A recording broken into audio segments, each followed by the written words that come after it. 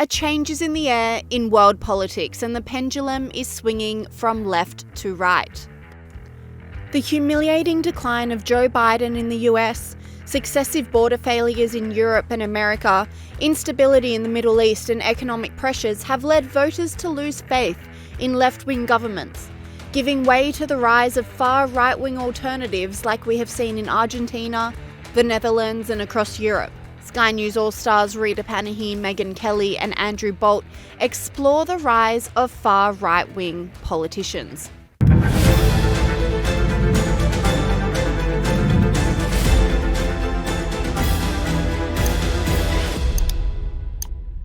World politics is shifting. After years of economic and political instability across the globe, people are craving strong leadership. Just last week, voters in Argentina elected far right-wing libertarian Javier Milei after successive years of far-left failures in the country, explains Sky News All-Star Rita Panahi. The pro-freedom celebration started in Argentina this week with the landslide victory of Javier Milei. This came after years of far-left Peronist rule, which has plunged the country into crisis, with the inflation rate hitting 143% earlier this month. Argentina has gone from a wealthy nation with an enviable standard of living to one destroyed by socialist lunacy.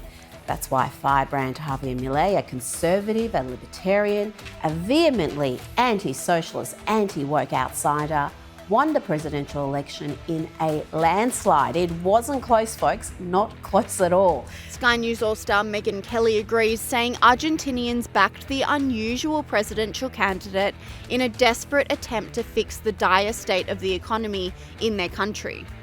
My favourite story of the day is that Argentina has a new president. He looks crazy, but his ideas will be interesting to see if they work. Okay, so this guy, Javier Milei, is fascinating. Just a quick Google search tells me that he openly says he loves tantric sex, that he is a big promoter of threesomes, that he thinks he can speak to his dead dog via telepathy and is not embarrassed to admit it, that he had his dogs cloned and they're running around, I guess, advising him in the for life as well as the after. He wants to get rid of virtually all of Argentina's government. And the people support this because they have 110% inflation in Argentina. It's a hot mess down there, so they are ready for a revolution.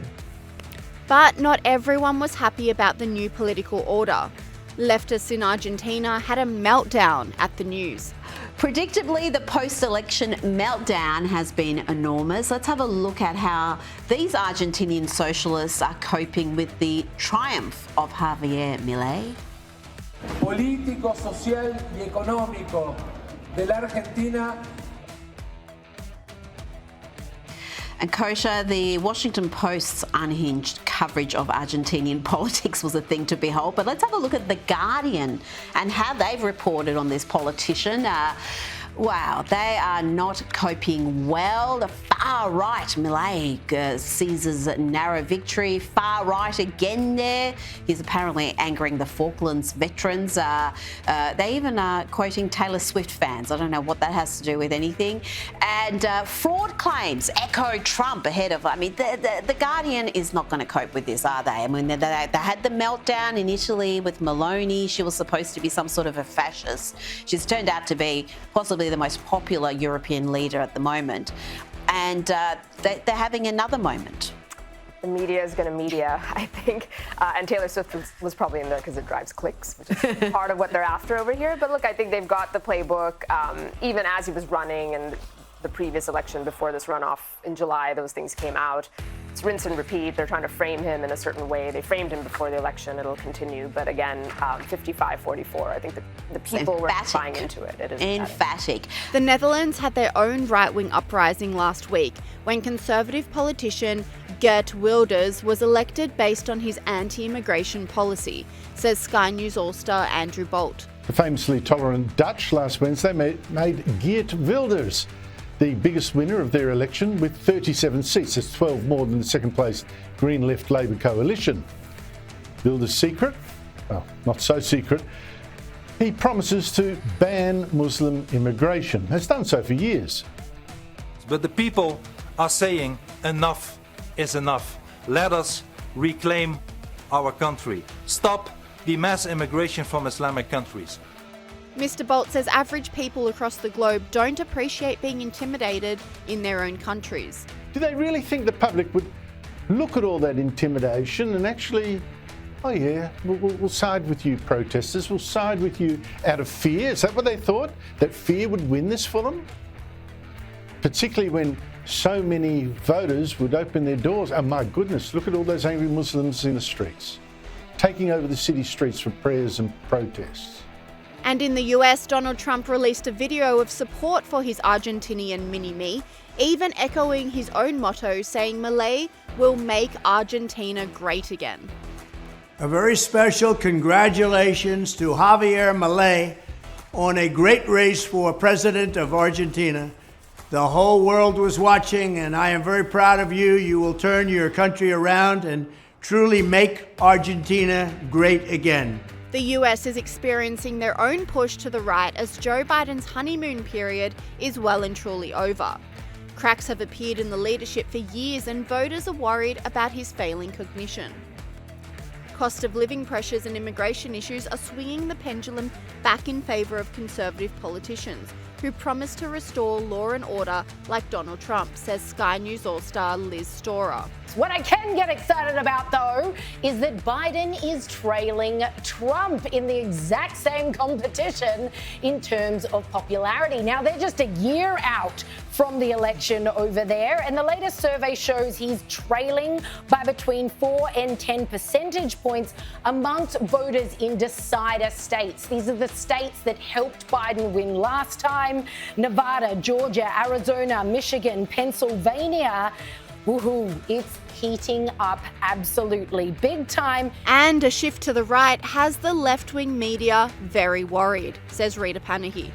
Now, there's a political shift to the right in Europe. It's got the BBC and the Guardian frightened. Any shift to the right is far-right extremism to the leftist media.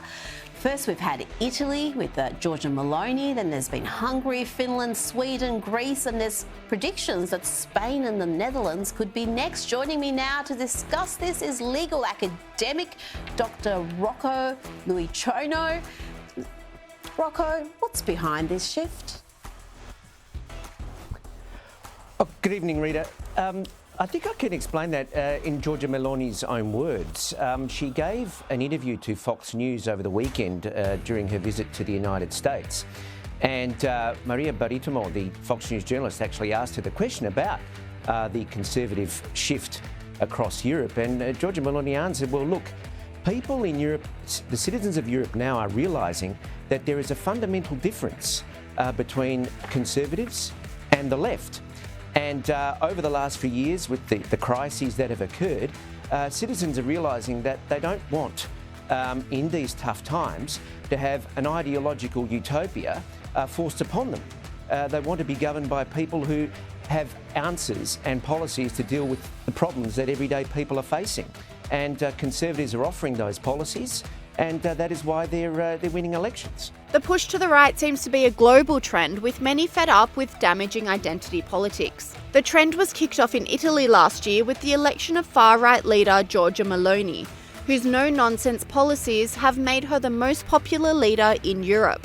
I began by asking Walter Russell Mead about Italian Prime Minister Giorgia Meloni's first 100 days in power and whether she's proved her often hysterical critics wrong. She is right now the most popular single leader in the European Union. Wow. She has a 52% approval rate, and none of the others are close to that. I think the hysteria was a little overblown. Italy needs a lot of money. The European Union is the only place it's going to come from. She's a very intelligent woman. She is not going to start time in office with a fight with the European Union that results in Italy's budget being cut in various ways. So she's off to a good start. Sky News All-Star Megyn Kelly extended this, saying other countries across the globe have shown a push to the right as well. You know, we've seen this in place after place, not only the United States with Trump, But the UK had its period with Brexit. They've sort of calmed down and gone more traditionalist as of late. Now Argentina. The people are rising up against these so-called elites. And the more in your face these candidates are, the more beloved they become with the base. Andrew Bolt agreed, adding, the actions of Hamas are driving people in the West away from supporting Muslims and left-wing causes. So what has Hamas really achieved with all this? I think it's just shown the world the dead end of Islamist hate. It's made Muslims pay for that by spreading fear of them throughout the West. Even Muslim nations like the United Arab Emirates, they disown it. And I think now many people in the West will fear the supporters of Hamas that they're seeing in their own cities. So I think ultimately Hamas will be destroyed by Israel.